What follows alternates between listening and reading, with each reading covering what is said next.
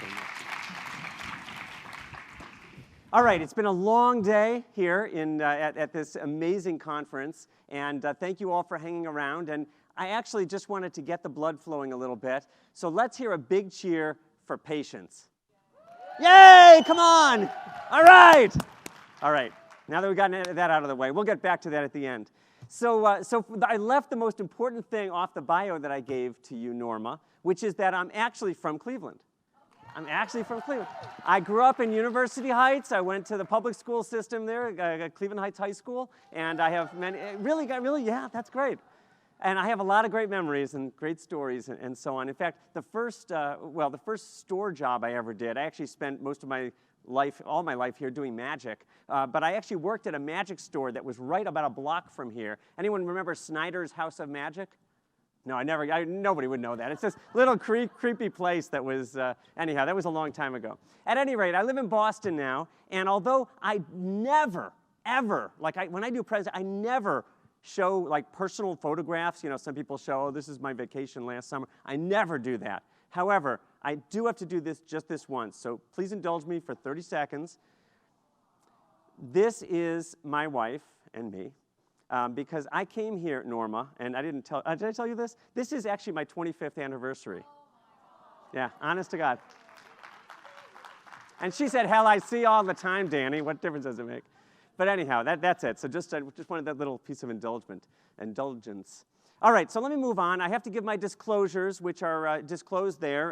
None of them are really that relevant to what I'm talking about, but I am a consultant. I'm a primary care doctor part-time, as you heard, but I spend the rest of my time doing consulting. I am consulting for these organizations. I did some speaking for Merck Canada, not about drugs, but about patient engagement, back in the fall. But anyhow, those are my only disclosures.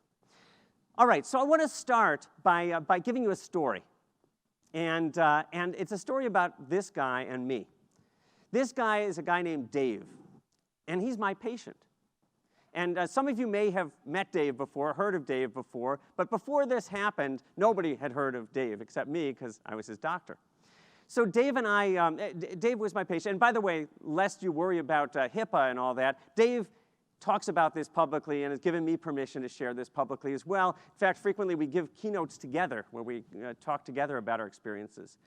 At any rate, Dave was my patient in the practice, and the first part of what I'm going to present today talks about this story, this story that sort of takes us through a bunch of things that illustrate how technology can be so useful at engaging patients. So let's start there. Dave and I use this platform. So what you heard in the introduction is that one of the things I did when I was at Beth Israel Deaconess full-time is I worked on technology. And one of the things I did as part of that is that I helped develop one of the nation's first patient portals. And this is what the portal looks like. You can actually all go see this yourself at patientsite.org. I'm not here to talk primarily about portals, but it's an example of something that provides an infrastructure that brings a lot of things together. This is what it looks like when you go into it. And again, I'm not going to go through it in detail, but let me give you the highlights of what a patient portal does. And as we go through this, you're going to understand why this is important. So first of all, it's messaging. It's secure messaging throughout the healthcare organization. So patients can send secure, meaning encrypted messages to anyone in their healthcare team. And they can send messages back, of course. Messages are routed to the best person in the practice who can take care of them. And people on the staff can say, I'm taking care of this patient request. The next thing is services. So think about this for a second. Let me just ask a question of all of you, okay? The last time you needed to make an airplane reservation, how many of you went to a travel agent? Nobody. One person, okay. Your sister's a travel agent, right? All right, so one person in this whole audience. Okay, let me ask you another question. Last time you needed to take money out of the bank, how many of you waited for the teller? Not a single person. Okay, you didn't either? Okay. So, oh wait, we had one person who got that. All right, we always have somebody there. So nobody does that. So the thing is that we've realized a long time ago that technology can take friction out of the system. And so we leverage this technology. And so we said at Beth Israel Deaconess, we said, isn't it insane that we make patients jump through hoops to do simple things?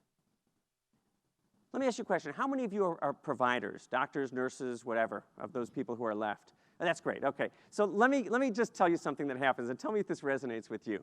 Okay. So you got a patient coming back in to see you, and it's Mrs. Smith. And Mrs. Smith is an elderly woman, and she's got a bunch of medical problems, among which is diabetes.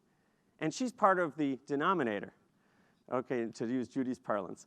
So she's a person who, diabetes is not well controlled. This is a problem. And she's coming back to see me, and I say, Mrs. Smith, I don't know if this fits into the protocol that I'm doing this communication right, but I say, Mrs. Smith, it's nice to see you.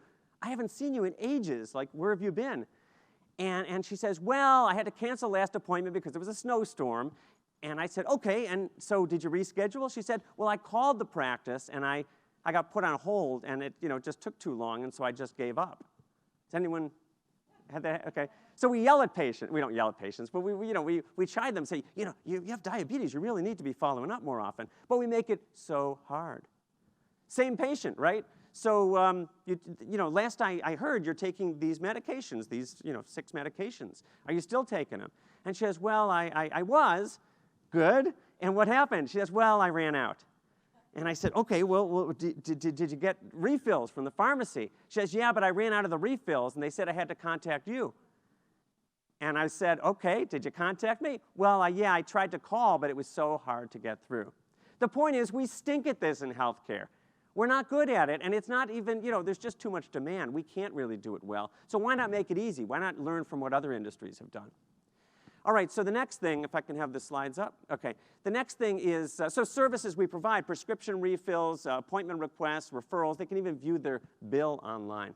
And then we provide a lot of education. We allow patients to search. You see there's a little Medline Plus button there. So patients can actually search for whatever health information they want. We can also prescribe information to patients.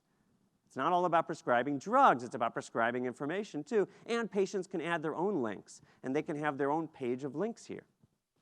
And then we have the really cool stuff, which is the record. Okay? We let patients see their record, and we've been doing this since 2000, since the year 2000, a very long time. So we let patients see their records online. They can see their upcoming appointments. They can see medications, problems, results. And actually, now they can see their notes as well. And that's really cool because there's a lot of information that's locked into these notes. And when we talk about all these information exchange things we're doing, it's fine, but it's like the discrete data, and it's not really where that important information often lies. And then patients can store their own personal information as well. So that's the platform that Dave and I based our relationship, in a sense. He came to me, and he was so excited about this. I'm going to talk about that in a minute. I will put up a slide here. Where are my friends from the Cleveland Clinic? Raise your hands. We've got a bunch of you. So this was a great announcement the other day, coming on the heels of this great work that we did as a multi-center research project to look at what the effect was of letting patients see their notes online. The Cleveland Clinic came out with this great announcement. They basically said, we're going to let patients see everything, right? And that's their goal, I think, within a year. Is that right? Very cool stuff. So what Dave said, remember Dave, right? This is a story about Dave. Dave said this after he started seeing me in my practice many years ago. He said, this is too cool. It's almost silly that things can be this easy. I am having a very good patient/customer experience so far. Now, what's interesting about that statement? I mean, yeah, it's cool that he liked it and all that. But he said patient/customer. Dave's worked in the business world. He knows that really patients are customers. Although it's really quite interesting that if you look at the way we deal with healthcare, the way we deal with our customers, we don't treat them as customers, do we? And I'm generalizing. I'm not saying that all of us do that. But in general, I know that I don't feel like I'm treated like a customer when I go to the doctor. It's a very interesting problem. So we're a service industry, and yet we don't treat our customers like they're customers. There's a big affective component to what this makes patients feel as well. This is a patient of mine who at the time was a 61-year-old minister with diabetes and a chronic pain syndrome. He's crippled. He used to use a walker. He's really much sicker than I can do him justice here. And he said to me, I have a lot of medical issues. This email system has left me feeling comfortable and in good hands. Otherwise, I would feel as cold, depleted, and alone as the lifeless tree in my front yard in the deepest of winter. Wow. I mean, we think about this stuff as technology, but this is a lifeline to a patient like this. A few words about communicating with patients electronically. So back in 15 years ago, which is just an incredibly long time ago, right? 15 years ago, just to bring you back to that era, this was about the time when everybody's starting to get an email address. And you could start to email Amazon. Amazon was starting up around then, right? And you could email almost everyone in your life except for your doctor. But I was using email in my practice actually going back to about 1991. And I worked with a group of people, and in 1998, we published the very first guidelines, national guidelines, on how to use email in patient care, and why, how it should be used, and why it makes a difference, why it's useful. So long ago. And we all thought, we said, well, we're going to publish this thing, and everybody's going to want to do this now, because they're going to realize how powerful it is, and now they know how to do it and all that. No, didn't happen. They underestimated the resistance of the medical community. But we did publish them. And I just want to summarize a few points that are basically in that, but they were also brought forward in a paper I wrote in 2004 in the New England Journal. So electronic communication, it's not always just email. I call it email sometimes. It's encrypted email often, or it's often through a web server. So it's kind of like the way you communicate with your bank online. And it's an efficient means of communication, and the reason it's efficient is that it's asynchronous. Now, a lot of you have these little things that are in your pockets or in your purses that buzz every couple seconds because you're getting a new email. In this age of mobility, we sort of sense that this stuff is real time. As soon as that thing comes in, we got to answer it because we get that little dopamine rush. But we don't. And in fact, the beauty of email is that you can actually stop. You don't have to answer right away. Take a few minutes, reflect, think about it. And if you can view it as an asynchronous communication medium, then it's really very powerful. It's powerful for both the doctor, or the clinician of any kind, and the patient. If you're the patient, you feel rushed. Every time you come to the doctor's office, you got 10, 15 minutes, you got to talk to the doctor. You can't get those words out. You can't even formulate a thought. You get the doctor on the phone, same problem. But now, you can take your time. Create your questions, ask your questions carefully. And it's very valuable for patients that way. It's also valuable when they're reading something, because they can read and reflect on what you're saying instead of trying to absorb it in that 10-minute visit. They can share the messages with loved ones. They can save it for later. It's actually comforting for many patients. For us, for healthcare professionals, it's also valuable, because what happens when we're rushed is that we make up answers. I'm not even kidding. We make up answers. We say, well, this is the best I can do, or we give partial answers or whatever. And so when we're on the phone, we just want to get the patient off the phone. We're in the office, we've got to get on to the next patient because we're already running 10, 20, 30 minutes behind. So email gives us a chance. I could say, well, let me flip screens and let me just look up the answer to that. And it can be much more effective. The asynchronous nature of email makes it efficient. And it's cost effective and it's beneficial to everybody. It's not just about communicating about problems. Okay, asynchronous communication is useful for other things. So Dave, remember we're talking about Dave. Dave sent me this message after he had moved out of town for a few years and then came back, and I said I'd take him into my practice again. Dave sent this message, and basically what he said is, look, we're going to be getting together. Your time's valuable, my time's valuable. These are the things I want to talk about when I come in. Now, any of you who take care of patients are familiar with I think the French term is the maladie du list or something like that, which is that patients come in with a list, right? So here's the scenario. Okay, you got this 10 or 15-minute visit, and your patient comes in with an agenda, usually written down, or their wife wrote it down for them. And they come in, and we have an agenda too, because my agenda might be to get through this visit and take care of certain things because I know what your health issues are. But we don't usually share this agenda with each other until you're sitting in my office. So one of us is going to be upset. It's either going to be you, because we're not going to get to your concerns, or it's going to be me, because we're not going to get to the things that I need to do with you, or it's going to be the patient who's waiting because I can't finish this visit in 10 minutes. So what Dave recognized this. I actually encourage all my patients to do this. He recognized this. He says, why don't we negotiate an agenda ahead of time? Because that's what you do in the real world. How many of you have worked outside of healthcare?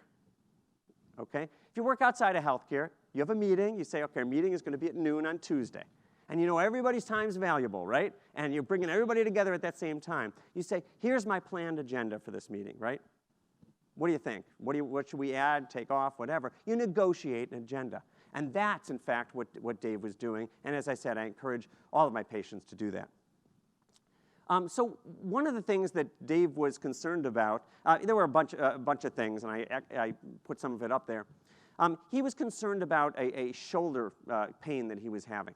It wasn't a major issue, didn't have a lot of other symptoms or anything like that.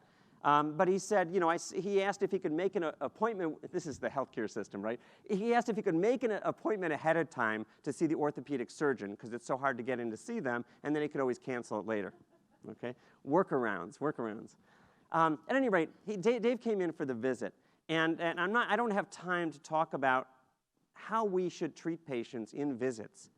Okay, there are a lot of things. One of the speakers earlier talked about, I think Judy mentioned this, how you arrange the screen with the patient. And there's a lot we could talk about there. I'm not going to go into that, and I'm not going to talk about electronic medical records other than to say that you need them, right? It's real important. Dave went off to see that orthopedist. I wasn't sure what was wrong with his shoulder. He was right about that. Figured it was a rotator cuff injury or something minor. And he went to see the orthopedist, and the orthopedist ordered an x-ray. The radiologist contacted me, and he said, Danny, I saw Dave. He sent me an email. I saw Dave, and I examined him, examined his shoulder, and as a matter of routine, I got an x-ray. And the x-ray showed nothing in the shoulder, but it showed something I wasn't expecting, and this is what it was. Can't see it so well from back here. Dave, you see it, right? Okay, so Dave's got something in his chest. I circled it to make it easier. He swallowed a circle. No, but so he had something in his chest, and that was kind of surprising. Not expecting that there. This is a guy who looked well. He was overweight. Wasn't a smoker or anything like that. And because I'd known Dave at this point for a number of years, you know, when you have these patients you've seen for a number of years, you know, they're almost like family in a certain sense. And my first response was to say, well, there's something there, but I'm sure it's going to be nothing. You know, he looks pretty good. It's probably just some histoplasmosis scarring or something like that. But I knew I really had to take it seriously. But it's the powers of denial. So I got this, and the radiologist report said he's got something that's about 3 centimeters big and needs to be worked up with a chest x-ray. Had the conversation, with a chest CT, sorry about that. Had the conversation with Dave, and then we had that done. Now it gets really interesting. So when we got that CT scan, we saw something we were not expecting to see. At least I was not expecting to see it. You see this? This is one of the lesions that he had. And I say one of the lesions because Dave didn't have just one lesion in his chest. He had 5 ugly, ugly looking things in his chest. At this point, all of my powers of denial went away, and I swallowed hard, and I had to tell Dave that, you know, something going on here. So we had a conversation about this, and I said, you know, this could be a malignancy. I don't know what else it could be, but we're going to have to work it up. But we had a number of interesting conversations. So one of the things we talked about is, how should he deal with this as a human being? Should I tell my wife before we're sure what this is all about? And I said, well, yeah, you have to tell your wife, because she's going to find out eventually anyhow, so talk to your wife. He said, you know, I like to sing in these barbershop quartets. Should I give that up for a while so I could get the workup done? And I said, no, don't give that up. Keep doing things that you enjoy. And I said, and I have some good news for you. Remember that stuff I told you about cutting out the ice cream?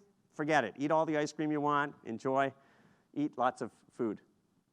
But we talked about more weighty things as well. I said, Dave, I really want you to follow along with what's going on with your workup. I want you to, you know, look at patient site, look up your test results as they're going on, read about what's happening to you, and search information on the web. I want you to communicate with your friends and family, sending up an email system, for example, an email list for them. And I told him one more thing. I said, besides the information you find online, I want you to communicate with other patients. So let's just talk about this for a few minutes. So we eventually found the primary tumor. For those of you who are medically oriented in the room, David had metastatic renal cell carcinoma. Stage 4 renal cell carcinoma, the worst. Very, very bad. And it was really not good. He actually had Mets everywhere as we started to work him up. Dave went online. He went to WebMD. Anybody ever go to WebMD? It's the most popular health destination besides Google in the United States. And he found this information. He found that in stage 4 renal cell carcinoma, the prognosis for any treated renal cell cancer patient with progressing, recurring, and relapsing disease is poor, and almost all patients are incurable. He also found out, as he continued to read, that his median survival was 24 weeks. Now, some of us would say, do you really want patients looking at this stuff? You know, Colonel Jessup, you can't handle the truth. Do you really want patients looking at that? And I say yes, and I'll tell you why. We'll talk more about that in a little bit. So this is what he's finding out. Now, of course, you know, we were in touch about this. But Dave did something else, too, which is that, this is going on here. Oh, I wanted to touch on this, actually, for a minute. So Dave went to this website, WebMD, and some of you might say, well, WebMD is a commercial website. It's a publicly traded company, and this isn't really good information. Aren't we worried about that? Well, the question is it good information? So if you look back at that page we were just looking at, do you know where that information came from? That exact verbatim article. Did anyone notice? Came from PDQ. Does anyone know what that is? John? From the National Cancer Institute. This is Dr. John Sharp, for those who don't know that. But yeah, the National Cancer Institute. This is the best information, best vetted information that was out there. And it was out there, and this is what he was finding. It was telling him that, you know, he's going to die. So I want to talk for, you know, as a slight digression about what we need to know about Googling for health, okay, and what we should be teaching patients about Googling for health. So the first thing is, people will say there's a lot of bad information out on the web, and we should worry about that. Perhaps. There is bad information on the web, no question about that. But here's the thing, it's a matter of proportion. So when the web started, absolutely everybody immediately had a printing press. And there was a lot of crazy information, crazy websites for health out there. And there were a few good ones as well. Now what's happened is that there are lots and lots of good health websites and proportionately fewer that are really, really bad. Okay, they don't last as long. Are there some? Absolutely. But the good ones are repeating the same information over and over and over again. So even though there's so many health websites, it's not that there's that much novel information. They license information from a few sources, which is kind of interesting. There have been some studies looking at patients and how they perceive websites. Can I trust you to know the difference between a good and a bad health website? Well, it turns out that consumers are pretty good at it. They're not perfect, but neither are doctors and nurses. Okay, they're pretty good at telling the differences. And so what we need to do is we need to help them understand what are the qualities of a good versus a bad healthcare website. Deciphering medical jargon is something that's also a useful skill for patients. And don't be afraid to ask. We don't want patients to be afraid to ask about information. I'll talk about that in a few minutes. There are resources. There are some really excellent resources, and some of these are from the Medical Librarians Association. Anyone a member of MLA? Anyone here? Medical librarians? No? Well, amazing resources that they have. And then one of them is have another resource there. These will all be on the web, so you can get to these. But it's not just about information on the web that's out there. And here's the reason. This is a great quote from Pierre Lévy, who said, "No one knows everything. Everyone knows something. All knowledge resides in networks." And he didn't mean electronic networks. He meant human networks. This is another way of thinking about the wisdom of the crowd, right? So how do you harness that information? It's not just about the font of information. And that's where we get to this website that I referred Dave to, called ACOR. How many of you take care of patients who have cancer, who have had cancer? This is participatory now. How many of you, let me ask the question again. How many of you have patients who have or have had cancer? Hands? How about family members who have had cancer? How many of you have heard of ACOR? Just a few of you. Remember ACOR. It's acor.org. Can't be easier. It's a free website. It has, I think, almost 200 different discussion groups about specific types of cancer. The problem with support groups that we refer patients to is that unless you're lucky enough to have a common illness, you're not going to find a support group in your community that meets at a convenient time. There may be not 150 people in the country who have your disease. How are we going to get you together to have coffee on Wednesday nights? So the nice thing about the web, a site like this, is it takes time and distance out of the equation. Okay, so this is a really fantastic resource. It's helped 1 million patients, I think, since it started.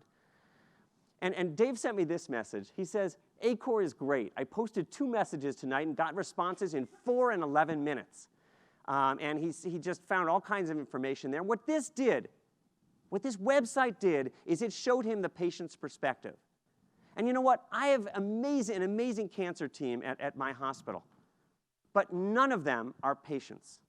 You know, everybody's a patient eventually, I know, but none of them has walked in the shoes of a cancer patient in the same way, as amazing as these nurses and doctors are. So, but these are patients who have been through this. And knowing that information about what he was going to go through with this, and by the way, learning that 24 weeks thing didn't make any sense anymore because there were newer therapies he could know about. He found out that the place I referred him to was one of the places he needed to go to get one of these newer therapies. Okay? So this was eye-opening. This really changed his life. And in fact, Dave says now, publicly, my doctor prescribed ACOR, and it saved my life. It saved his life. It's a website, for God's sake. Now, I don't know about you. I'm in primary care, right? And in primary care, I don't usually have patients who say, my doctor prescribed anything and saved my life. It just doesn't happen that quickly. But this did. This really made a huge difference. Dave also found this website. Anyone hear of CaringBridge? Okay, CaringBridge used to be a little operation when Dave found it. He didn't want to set up an email list. He found a way to basically set up a blog so he could blog about his experiences. And the neat thing about this is that you can sign up to be notified every time a patient, your loved one, for example, posts something new on that website. But you know what? I signed up for it. Why did a primary care doctor sign up to get notified when my patient blogged about his illness? Any thoughts? Find out what he's saying that he may not be talking to you about. Right. Go on, and what else? Or to find out what he's hearing about. Okay, so to find out what Dave might be saying but not saying to me, and to find out what he's hearing about, right? There's another thing, too. One of the things I learned, I went to Ohio State for medical school. Go Bucks, right? But one of the things, Ohio State's really big on understanding the family situation and so on. And I remember doing house calls, visiting patients in their homes. And one of the things you learn, and I did that also in residency, one of the things you learn is that you don't really know what's going on with the patient unless you're sort of at home with them, not just when they're in the office with you, but you're with them at other times. And what this did is it gave me a glimpse into what he was going through that I would not have normally had. And it was really important for me to understand this. I didn't read it all the time, but when I read it, it was useful. So to bring the Dave chapter, at least, to a conclusion, Dave was very fortunate. Dave had this therapy called interleukin-2 and was a responder. And what you're looking at here is a before and after picture of the image that I showed you earlier. So if you look at that lesion that I showed you earlier, and remember there were 5 of them, it went away pretty much. And Dave has done well since this time, so he was really fortunate. And that was in 2008, still is disease-free. So remarkable, remarkable story, and technology really enabled him to be more engaged in this process. And that's really the lesson we take away from the story of Dave. And I knew we were in the clear with respect to his cancer when one day I got a message on patient site from Dave. And the subject line of that message was, now about that shoulder, ... Not making that up. So one of the themes here is what Francis Bacon said hundreds of years ago. Knowledge is power. Knowledge is power. In healthcare, we have used that to make ourselves feel more powerful and to make patients feel smaller. And that's not right. It's just not good. And it doesn't make sense anymore. And here's why. So what I'm showing you is some data from Pew Internet and the American Life Project. And it's showing for 4 demographic groups, and the lowest one is 18 to 29, the top one is 65 and older, it's showing from April of 2000 all the way through April of 2012, their adoption of the internet, okay? Now, it's no surprise that the people who are 18 to 29, they're almost entirely online. But what might be surprising to you is that over half, and it's higher now, over half of the population of those 65 and over are online. Pretty interesting, huh? What's the fastest growing demographic on Facebook? It's those people over 65, right? How else are they going to talk to their kids and grandkids? So what are they doing online? Again, this is data from Pew. And it turns out that if you look at the top 3 things across all demographic groups, and this one they added a real old group, which is people 74 and older, top 3 things: email, number 1, search is number 2, and health is number 3. That's what everyone wants to do online. In fact, if you look overall, over 80% of online adults in the US have gone online to look for healthcare information. Wow, over 80%. That's more people every day go online to look at healthcare information than see a doctor. This should be humbling to us, I'd say, right? And by the way, more than half of them act on that information. So they're changing something as a result of what they're told online. And we know from many studies what proportion of patients do what we ask them to do when they leave the office. It's less than half. It's probably 30% depending on the study you look at. So people are really acting on this information. And there's more interesting information. For example, about 1/3 of online users have read about other people's health experiences. So what does that mean? What's the point of that, and why is that important? Well, if you I don't know if you're a doctor, but you are going to be for a moment. If you prescribe something to a patient, and they look up something, they read something about it online that you didn't tell them about, they may choose not to take that medication. Or they may choose to see something online and heard about something, and they heard that drug's really going to work, and they may ask you for the drug. Or they may not go to see you or your hospital because they read about something bad online. It's changing behavior again. So that's important. Slides, please. Okay. And a quarter of online adults have tracked their own health information online, and 1/3 are using social media. Wow. So it's important that we understand this demographic. This is huge, hugely important. These e-patients want to be engaged. They want information, convenience, and communication so that they can be more involved in their care. All right? This is what it's all about. This is where we need to be as a healthcare system. We need to lower the barriers to these things. And how are we doing? We stink. I mean, look at this. This is information from just this past year from Harris Interactive. So they asked patients who have seen a doctor in the past year, okay, of all these potential things, how many of you have access to these things, and how many of you want to have these things? So making online appointments, I'm going from the bottom here, making online appointments, about 10% say they can make online appointments. But over 50% want that. Online billing and payments, again, sort of same proportions. And look at the record, look at the top, okay? The majority of people want to see their record online, and the minority, and I'm surprised it's that high actually, say they can actually do it. So we really stink at it, and there's a huge opportunity to do better here. I'd submit to you that we have a shifting paradigm.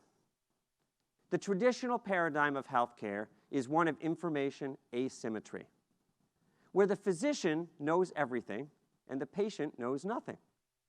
Okay, again, knowledge is power. And we like it that way. The physicians are comfortable with that. And I use physician advisedly because in my experience, nurses are much more open-minded about this. So the physicians are comfortable thinking that they know everything. In fact, I would submit to you that we are trained to believe that we know everything, and we have to know everything. Those of us who went through medical training, you know what I'm talking about, right? Some resident or attending said, so what was Mrs. Smith's potassium this morning? And you scratch your head and you pull out your card. It was 4.3. And what was it yesterday? And again, you got to figure out that information. What was it before she came in? Oh, and Mrs. Jones got admitted for syncope. She fainted. Okay, give me 20 of the 50 causes of syncope. I mean, it's crazy stuff. Why are we relying on our brains to do that? But we must never in health, when you're trained to be a doctor, you never say, I don't know. Okay? It's sort of, we're not acculturated to do that. So we come to believe that we know everything. But in fact, the more you're in medicine, the more you realize you can't know everything. So this is kind of leading a second life, a secret life. Okay, this is like General Petraeus. Okay, because, well, kind of, because we're acting all the time like we know everything and everything's cool and we know everything, we're cool, but in fact we can't know everything. The amount of medical information is just dwarfs what we can possibly know. Okay, if we read several journals religiously over the course of a year, we will be several centuries behind in our medical reading. True. So this is kind of scary. So this is a burden to physicians. We need to move to a model of information symmetry, where physicians and patients are partners. Rather than feeling threatened by this, we should feel liberated by this. And the physician, if we stop worrying about having to know everything and just learn where to find information and how to interpret that information, give it to patients, and share information seeking responsibilities with our patients, we can actually go back to being healers again. I mean, when you ask physicians, and I won't do this interactively now, why did you go into medicine? It wasn't what you're doing now. That is, we're all obsessed with trying to know the latest stuff. And that's not, we all wanted to help people, want to heal people, okay? And what I'm suggesting is that we can do that again. And again, I don't want to overly generalize. I know the people here are enlightened and all that. I'm giving an overview of what's going on out there. So I try to talk to physicians about the power of I don't know, okay? That is, next time a patient comes into your office and asks you a question, don't leave. Don't fidget, and don't make up an answer. I want you to just look them in the eye and say, I don't know. Now that's terrifying. It's really terrifying to young physicians because they're insecure about their skills. But those of us who are more mature perhaps can get away with it. I think everyone can get away with it. But it's more honest. It's the honest response. If you don't know, say you don't know. And if as a physician, you can start doing this and get comfortable with doing this, then you can go to the next stage, which is say, I don't know, let's look it up together. And for God's sake, we all have computers in our exam rooms. We have computers in our pockets. Okay, take 30 seconds and find a little bit of an answer with the patient. It's tremendously satisfying to both you and to the patient. Ask every patient, this is for healthcare providers, ask every patient every year when they come in for their annual, if you will, or every time you do a thorough assessment, ask them, do you go online to look for healthcare information? But don't just ask the people who look like us, the people who are well-educated and they're economically stable. Ask everybody, because you'll be surprised.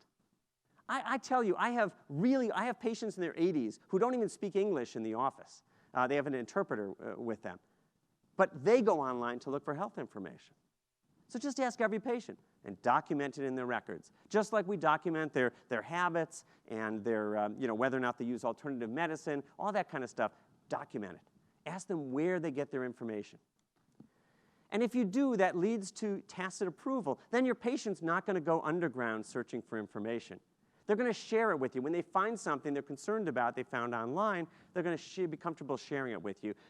Because many patients, and I'm not making this up, and those of you who are patients who might have gone online, you know what I mean. Many doctors will shut you down when you say you read about something on the internet. And you don't want to shut patients down, because that leads to honest disclosures in the future, and that leads to the trusting relationship that's really going to make a difference in healthcare. I was asked to address a little bit the role of the non-physician staff. I know I've made a lot of comments about physicians, but what if you're not a physician? Not everybody here is a physician or even a nurse. So what can you do? What is your role in all of this? Okay, and let me just point out a few things. One is education. Here are some tips on using the web for health. I talked to you about those tips about where to find information about deciphering medical jargon, how to understand the differences between a good and a bad health website. All those kind of things are things that you can do. Okay, so that's education. How about awareness? These are some of the online services that we offer in this practice. Okay, that's hugely important. How about encouragement? Here's why you should use our online patient portal, and I will help you register for that portal. And then finally, solicitation of feedback. How did we do today? This is a step, and this is low-tech stuff here now, right? We need to be asking all patients, how are we doing? We need to have patients involved in our practices, in our hospitals, patient-family advisory committees, and so on. But this is an important step as well. So the E, when we talk about E patients, the E is not electronic. It's not electronic. The E is about engagement. When Tom Ferguson defined the term e-patient, he said e-patients are engaged, but there are other E's as well. They're equipped, empowered, educated, enlightened, all these E's. And that's what an e-patient is. It doesn't require the electronics, but the electronics, the computer, the technology lowers the barriers, makes it easier to be an e-patient. I think I'll skip over this just in the interest of time. I'll just make a quick comment. Tom Ferguson, back in 1995, observed that all of healthcare that we talk about is primary care, secondary care, and tertiary care. Okay, that is the, you know, that old New Yorker magazine article, The New Yorker's View of the World. Do you know what I'm talking about? Everything's sort of compressed outside of the New York area, you know, New York, Washington. But that's kind of like in healthcare. All we look at the, you know, it's like a fisheye lens. All we see is the professional healthcare system. But in fact, there's so much that takes place outside of that. Okay? Tom calls this self-care, and it's all off the map. But there's a great term from our colleague Patty Brennan, and she calls this the care between the care. And this is what we need to appreciate and encourage. And so Tom recommended that we turn the whole system upside down. And in information age healthcare, we encourage patients to take care of themselves, to reach out to friends and families and self-help networks, and then eventually get to professionals, but in this context, professionals as partners, as facilitators and partners first, and then maybe as authorities in the future. And that's a much more effective way to practice. You heard the term earlier, participatory medicine. So a word about that. Participatory medicine is all about what I'm talking about, okay? And back in 2009, I think it was, I, along with a number of other people who were all followers of Tom Ferguson, created an organization called the Society for Participatory Medicine at participatorymedicine.org. And it's all about changing the way we practice healthcare. It's a cooperative model of healthcare that encourages and expects active involvement by all connected parties. It's not about the technology is just an enabler. So we do a lot of different things, establish communities, we do advocacy, weighing in on a lot of the ONC policies, for example, research and education. So I encourage you to seek that out. So let me bring this to a conclusion. Patients and physicians each have expertise, okay? The interesting thing about this is that I'm a physician, and I have a lot of patients, okay, and they all got some conditions, you know, 1 or 2 or 3 or 5 conditions. But an individual patient just has themselves that they're concerned about. And so they have to just know that 1 or 2 conditions that they might have, or 3 or 4, but they have the ultimate incentive to know everything they can about that and to be the expert in their conditions. I have lots of patients I'm keeping track of, and it's harder for me to be the expert in every single one and their specific issues. So the patient is an expert in themselves, and the provider, the healthcare professional, is an expert in healthcare in general. We need to partner together, so patients can and must help us, One of my mentors, Warner Slack, wrote years ago, he actually said it longer ago than that, it can be argued that the largest yet most neglected healthcare resource worldwide is the patient. We forget this.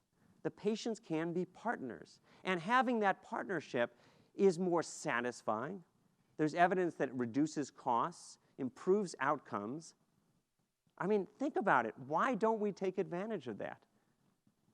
Patients can even help with documentation. You heard about, you heard in the presentation earlier, right? And Dan Heath's presentation, okay, patients partnering with us. I've been actually co-authoring notes with patients, co-creating notes in the office for over a decade. But it's huge because patients want it to be right because they know other providers are going to be looking at that. Let's take advantage of those patients as partners. And people ask me, because I work in technology, they say, what's the killer app for all of this? And it's real simple. It's the web. It's the infrastructure for all of this, because without the web, we couldn't connect things the way we do.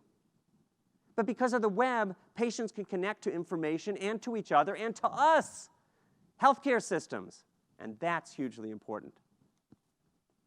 So, talked about technology and how it reduces the barrier, breaks down the barriers, makes it easier for patients to connect. And that's a crucial thing here. Physicians certainly have a lot of concerns. Perhaps not the physicians in this room, but believe me, I spend a lot of time talking to groups of physicians, and most of them are like this. You know, they don't want to hear this. And there are a lot of physician concerns, and they're valid. I mean, I'm not saying they're not valid concerns for the most part, but we have to talk through them.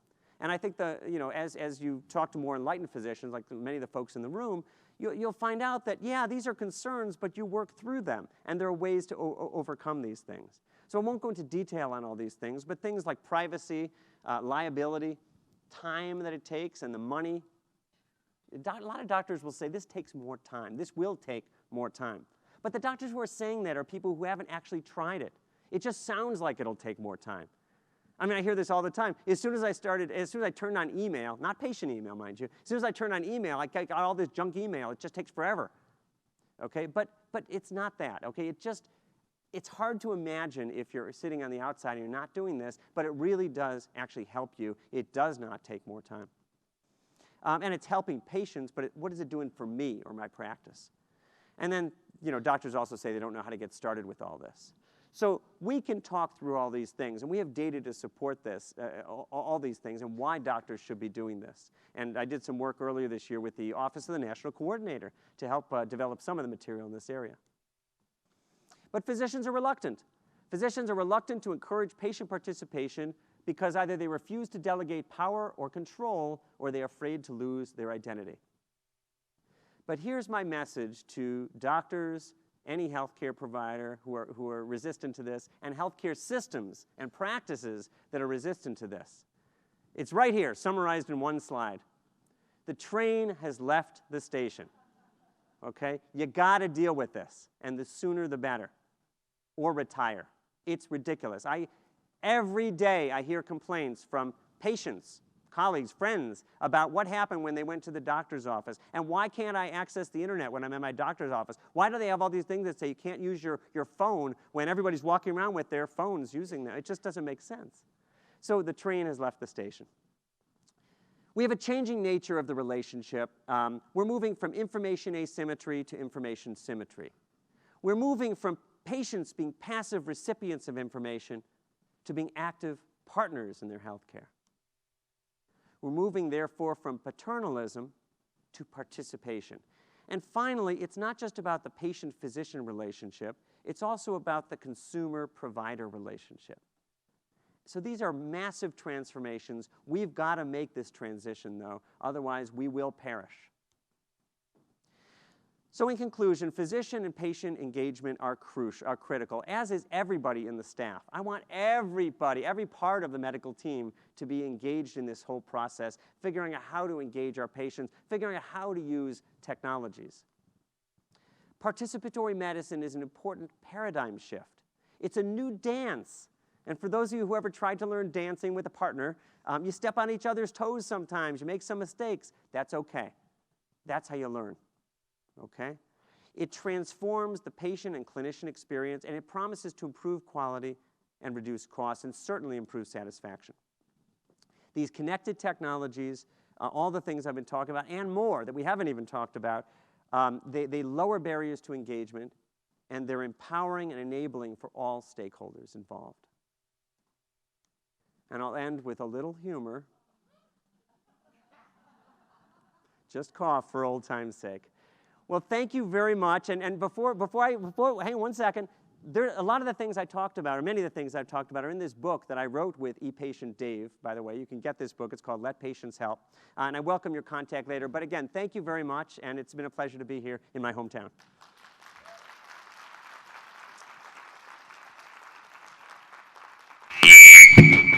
I did not do that. I did not do that either. Whew.